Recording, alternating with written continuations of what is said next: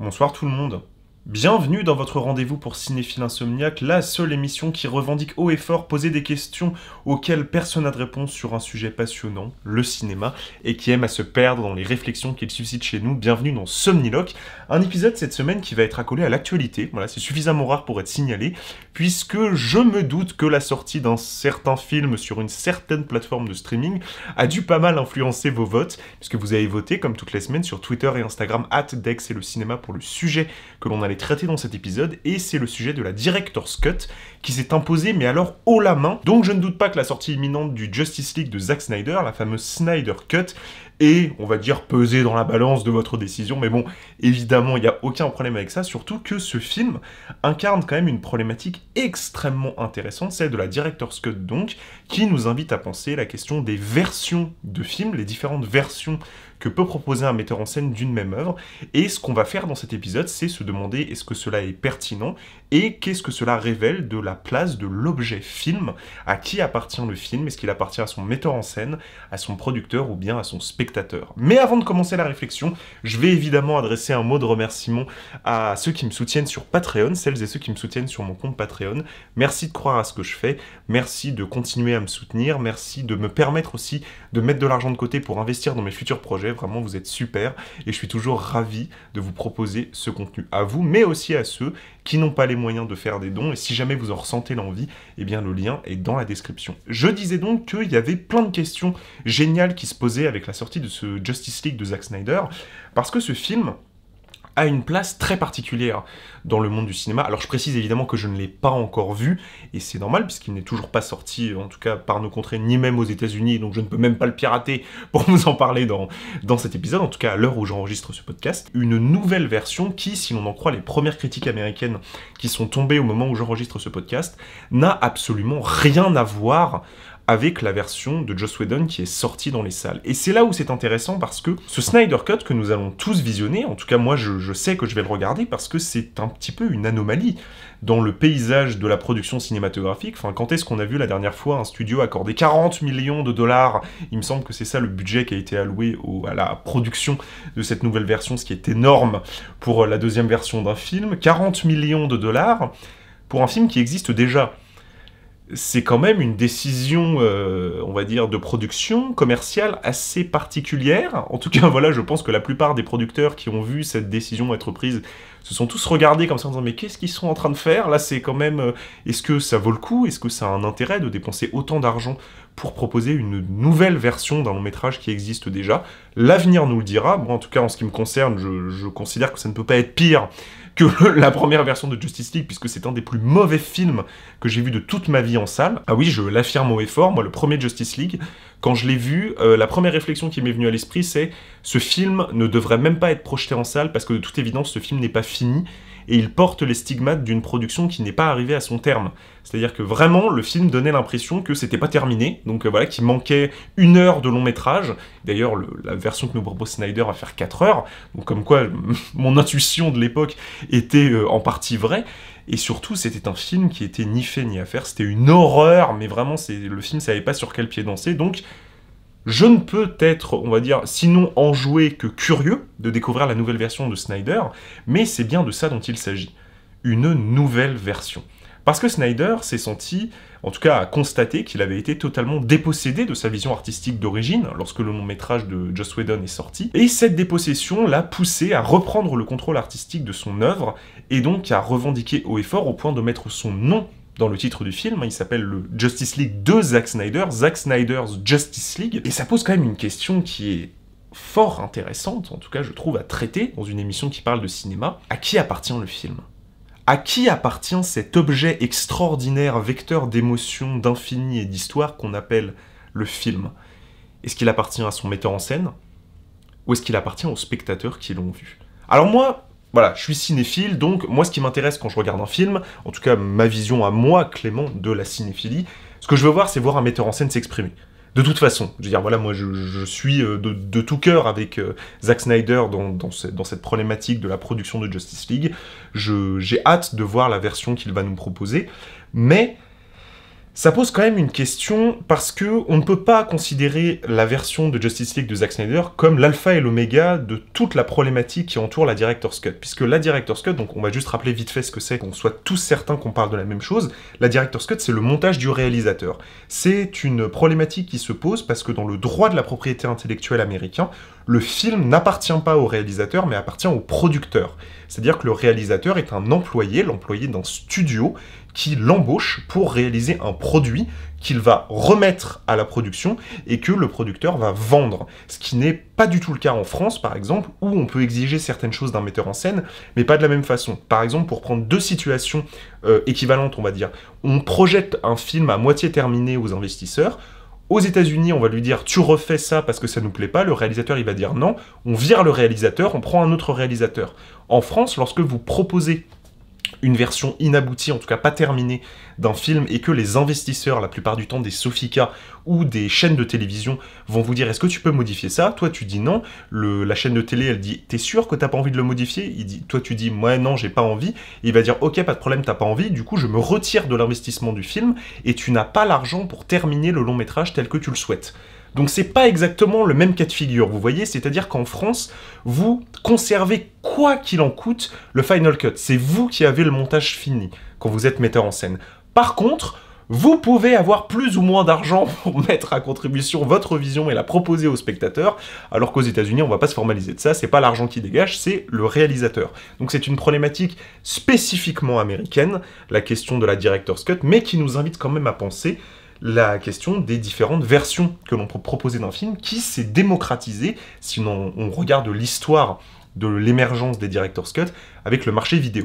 Parce que c'est quelque chose qui n'existait pas avant l'apparition du marché vidéo, donc dans les années 90, où on a commencé à proposer différentes versions d'un même long métrage, différents remontages d'un même long métrage, les deux plus connus étant, je pense qu'on va tous se mettre d'accord là-dessus, Blade Runner de Ridley Scott, qui a eu, il me semble, 3 versions en tout, la version cinéma, la version Director's Cut qui est sortie dans les années 90 et la version Final Cut qui est sortie dans les années 2010, et Apocalypse Now de Francis Ford Coppola, qui est un film extrêmement particulier, qu'on peut évidemment pas du tout considérer lui non plus comme l'alpha et l'oméga de la Director's Cut, puisque c'est un film qui, quand il a été projeté à Cannes et qu'il a remporté la Palme d'Or, hein, pour rappel, dans les années 70, le film n'était même pas terminé, en gros Coppola savait même pas dans quel ordre il allait finir de placer les séquences, et il a eu, mais alors, je sais même plus combien de versions, je crois qu'on doit être à 4, là maintenant, voire 5, je vous avoue que j'ai arrêté de compter, au bout d'un moment combien ce film avait de versions, et toutes ces versions d'ailleurs, elles sont vues, elles sont regardées par les cinéphiles, et elles sont débattues,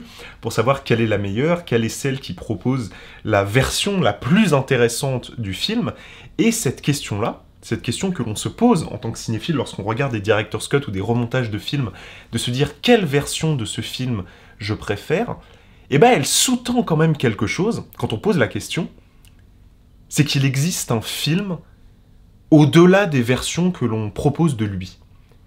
Vous entendez ou pas quand on pose la question « Quelle version de ce film tu préfères ?» Ça veut dire qu'il y a un film, il y a un objet film qui existe indépendamment des différentes versions que vous regardez.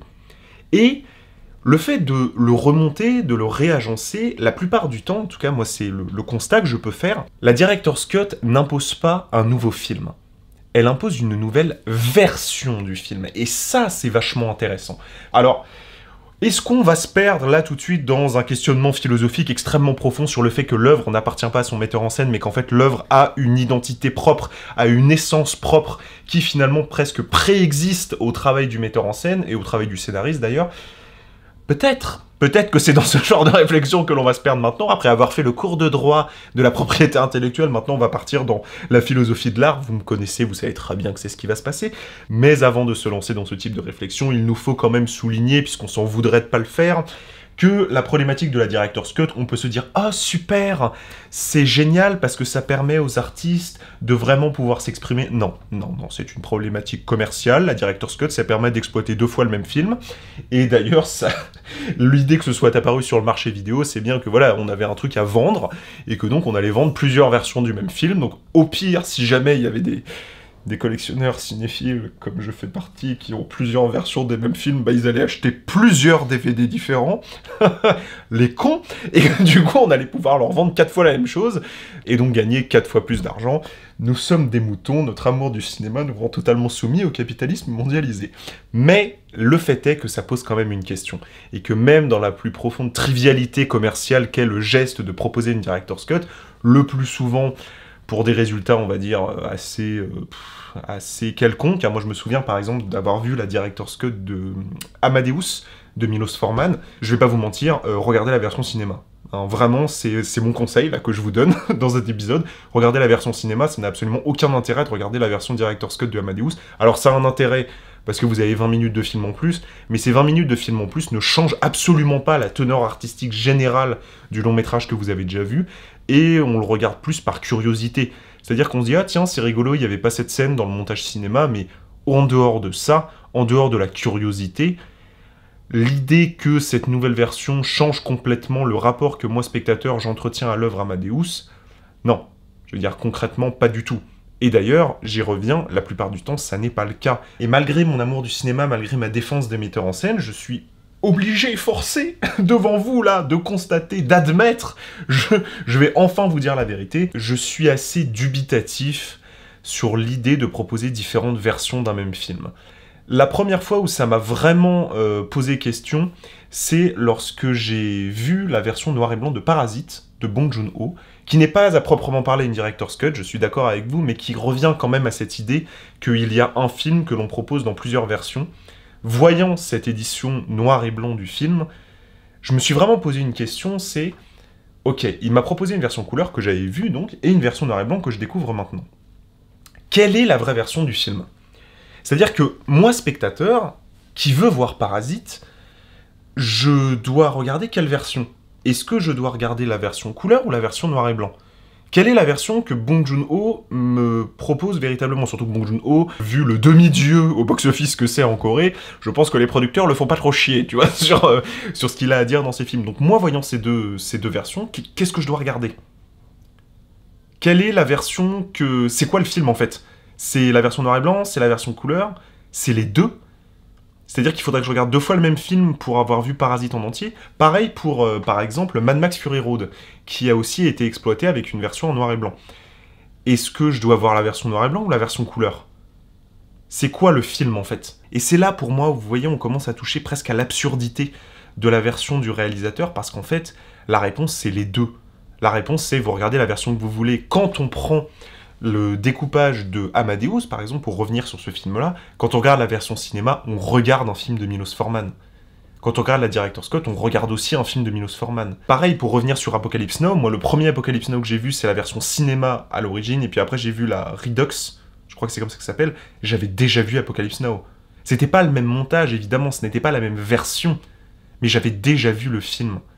Et c'est là où on en revient, et où cette question...